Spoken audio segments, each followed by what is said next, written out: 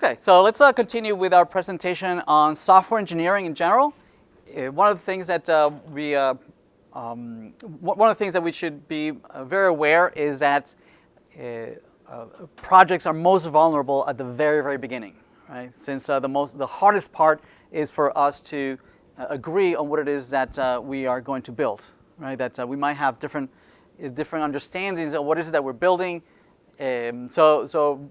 Gathering the requirements and agreeing on what the requirements are is the hardest part of a project. And there's plenty of examples of projects having failed because of this, right? And there's a quite alarming rate of projects that are total failures. Ever since we've been keeping track of software engineering projects since 1994. A third of projects aborted. Depending on the size, perhaps you have a different rate of success. Where small projects, 16% of them had to be completely redone, and we haven't improved that much. Today, in the latest, I think the latest statistics that we had is from 2015, and it hasn't improved that much. From 16 to 19% of projects, right? And there's a lot of money at stake. There's trillions of dollars invested every year, and a lot of portion of that is just going to go down the drain. So folks that are investors, when they're going to put their money towards a particular endeavor, they're going to scratching their heads and say, how much of what I'm putting down am I actually going to get any return over this, right? And so 5 to 15% are going to be complete failures. A lot of portion of them are going to have to be reworks, substantial rework. So these folks are looking at these statistics and says, oh wow, I mean, do I want to risk this amount of money into something that might fail? And we have a long list of historical failures, in all different industries since 1962. Until latest in 2016, but certainly there's plenty more that are not even listed here. But lots and lots of failures, right? And the thing is, people are looking and says, what went wrong? What did we do wrong? What can we do better? And so there's certain aspects that are common to these failures. A lot of it is just folks have busy schedules. You have all these managers and folks that really are familiar with the problems. They understand the domain, they understand the business, they understand everything. I mean, these are very, very busy folks, right? I mean, they already have their schedules, full, having to deal with the business and taking them out of their business. Typically is very expensive, right? If you need somebody's time, I need to speak to you for an hour or two. That's an hour or two that they're not dealing with the business. So usually those hours are very, very expensive, especially if you have to fill a room with all the stakeholders that from different departments and different points of view. It's very, very expensive. Oftentimes we don't spend enough time to gathering the requirements. There's poor planning, poor management. We chose the wrong technology. Incompetent team members. There's plenty of blame to go around, right? So this course is focused on why do we fail? What can we do? What has worked so far? And perhaps you can explore new ways of looking at it, right? We'll talk about the current state of what we know works well, which is Agile seems to be pretty good at it, but it doesn't mean that it's the all in all, right? But for us, it should be like the starting point. How can you improve it, perhaps? Right? What is a better way of organizing ourselves around these really, really difficult projects, right? So there's lots of moving parts. Oh, these are supposed to be gray. It's too light. All right. So there's a lot of folks that are participating in any project, right? There's the folks that are putting the money into this, right? There's the marketing, there's folks that are selling the products, the folks that, the clients themselves, the folks that need to operate this once this is deployed, right? They need to size the servers, that have to do maintenance, right? The tech teams that are going to choose the particular team members and the particular technology that they're going to be using. finance, lawyers. There's tons of moving parts, and they all have to be engaged, right? So and all these human factors is what it's really adds to the complexity. Some of the factors why we've seen why we fail, but we can also take a look at where have we been successful. And some of the things that are common across projects that have succeeded is that we have the decision makers, the executives, behind the team, really looking after their own folks, and that they're really sponsoring us, that we feel supported, that they're participating, that they're looking at any questions that we ask for additional requirements or explanations on how this should work, and they're actually getting back to us, giving us feedback. They're engaged. They make the effort so that the objectives are crystal clear, right? That things are not vague or contradictory, or that because those are things that are bound to happen.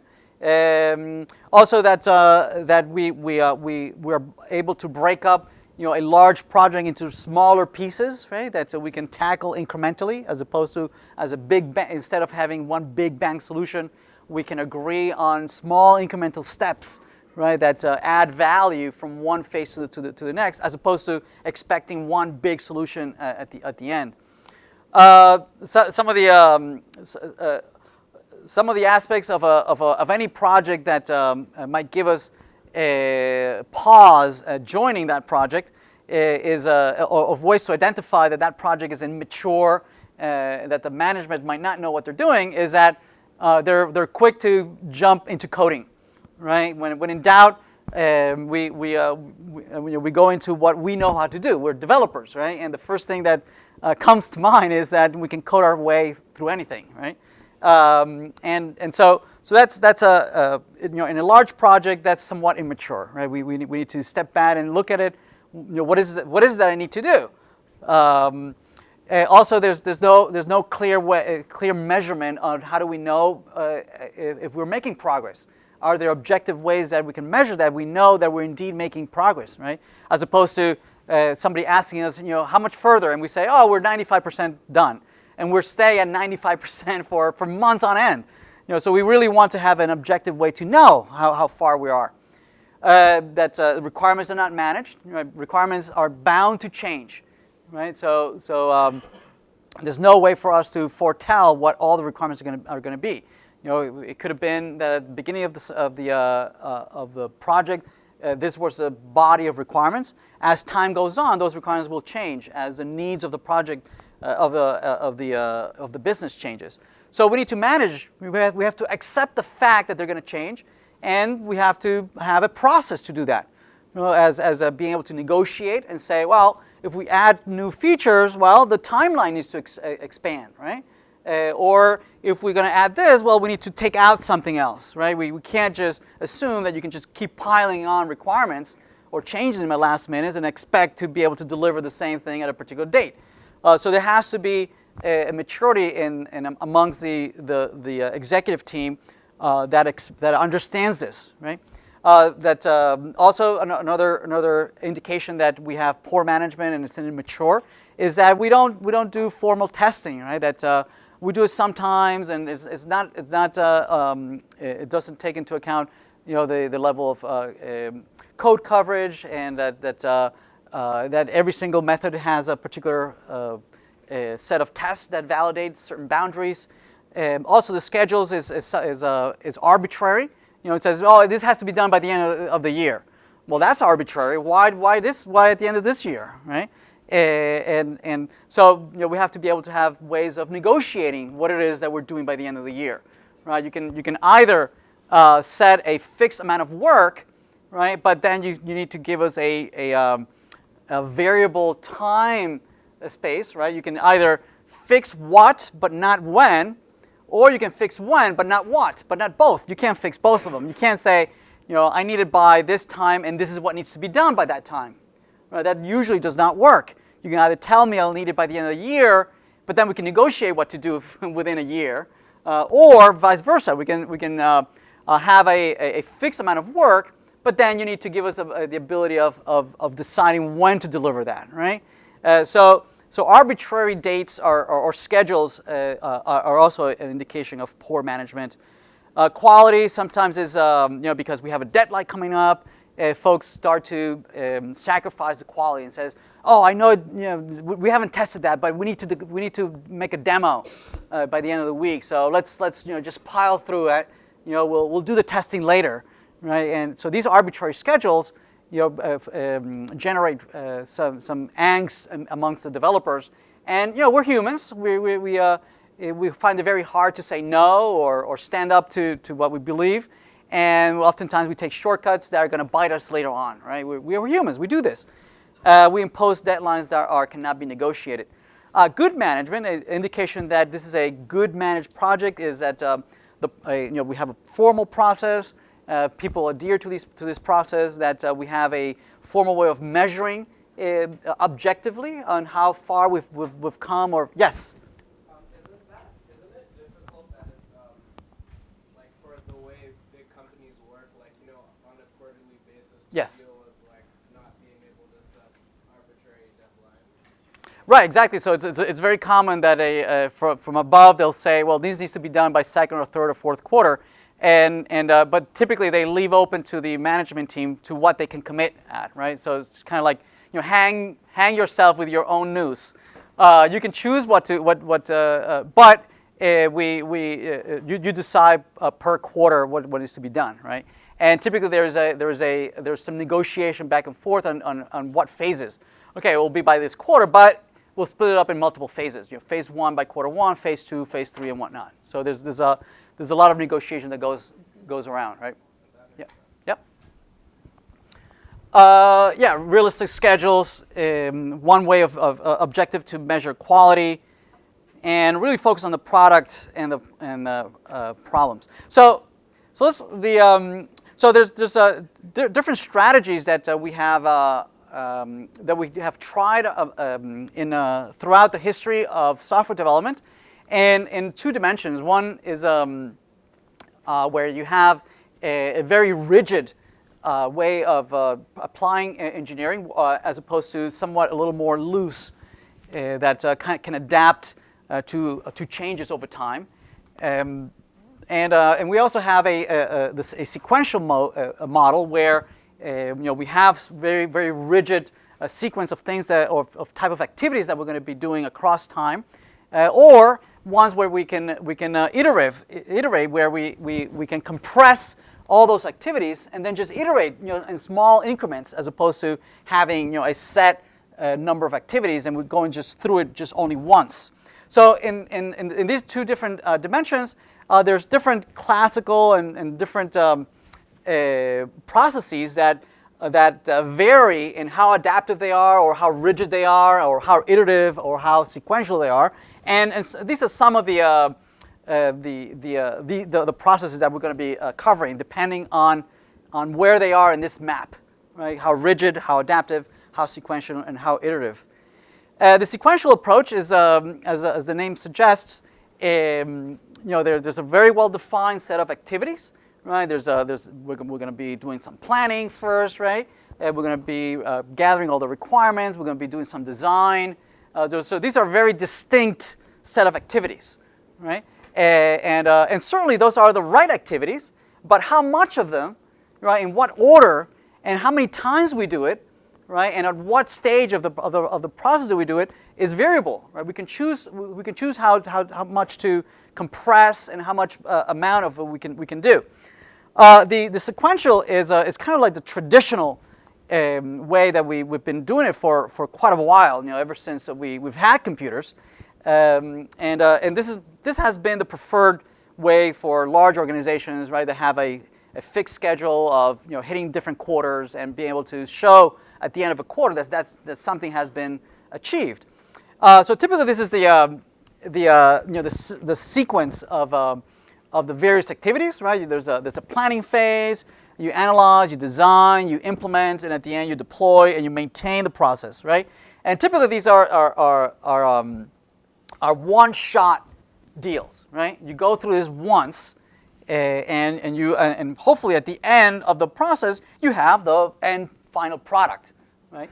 Now, certainly these are the right activities. The problem with the sequential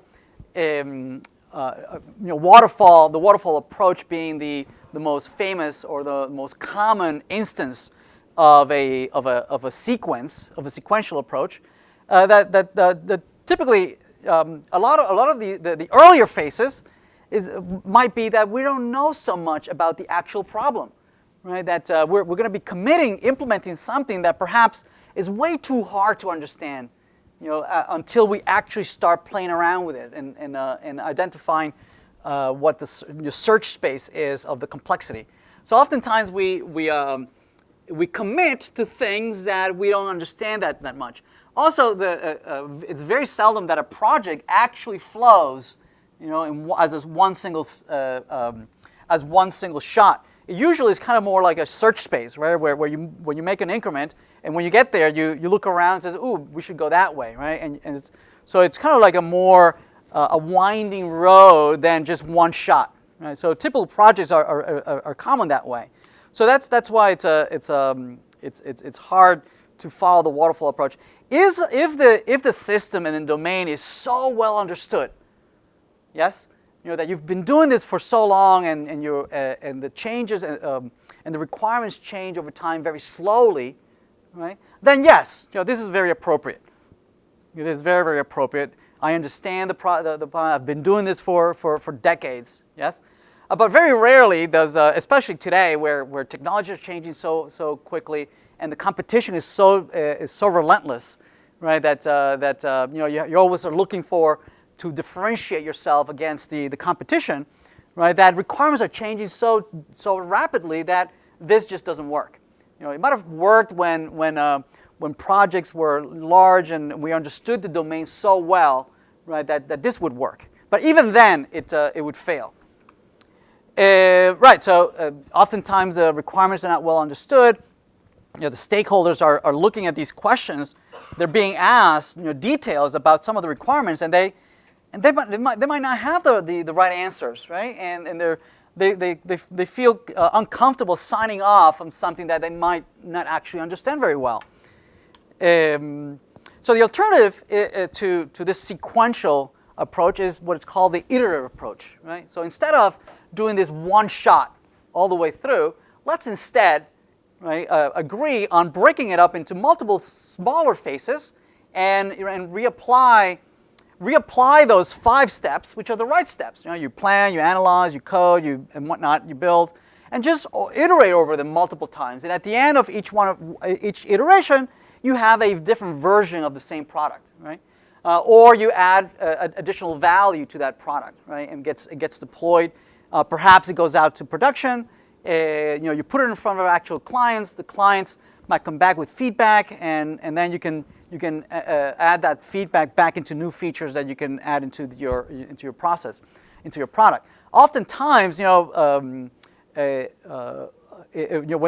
you follow the waterfall, you might be spending a lot of effort designing and implementing a feature that ends up being thrown away because clients don't actually use that feature. Whereas some other small little feature that you didn't spend that much time actually becomes the